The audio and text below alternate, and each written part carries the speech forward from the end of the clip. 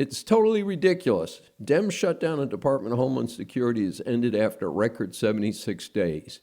The big lie is that the whole Department of Homeland Security is not being funded by the new bill.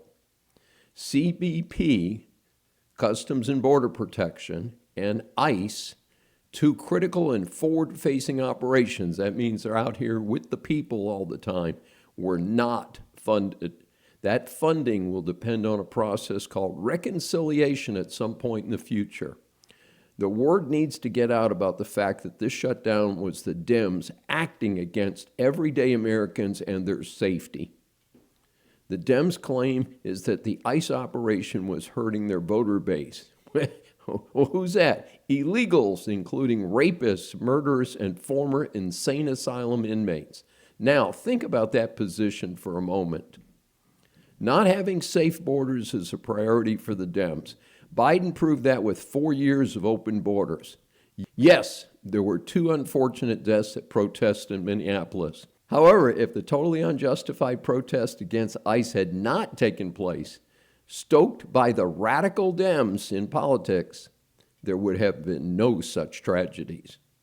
Remember, if you spent hours waiting for a flight at an airport, if you still face long delays due to the TSA losing 1,000 agents during the shutdown, then be sure to vote for anyone other than a Dem at the forthcoming elections.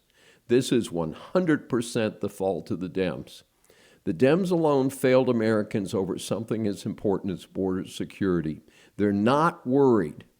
They are sleeping in fence compounds with security paid for by us taxpayers. This grotesque double standard has to come to an end, folks. The Dems prove over and over that they care more about rapists and murderers here illegally than about the hardworking Americans they are supposed to serve, and of course, who are paying their salaries.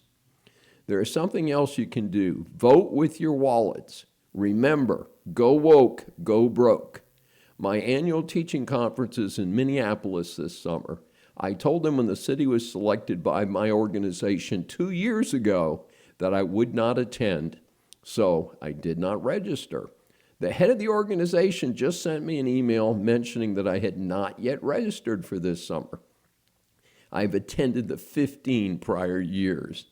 I reminded her that I told them in advance that I would not feel safe in Minneapolis and would not attend. They still booked it, and therefore I will not be there. I would not spend money in a city run on anti-American principles. Hey, if we all do this, the economic impact will hit home at some point. This includes all the leftist operations across the USA. Your vote matters, and so do your wallets. Thanks for joining us. We really appreciate your feedback and concerns. And remember, you can always like, comment, and subscribe right below. And if you've got any ideas for a specific episode or topic, be sure to let us know in the comments. And we generally not only read all the comments, we try and take action based on them.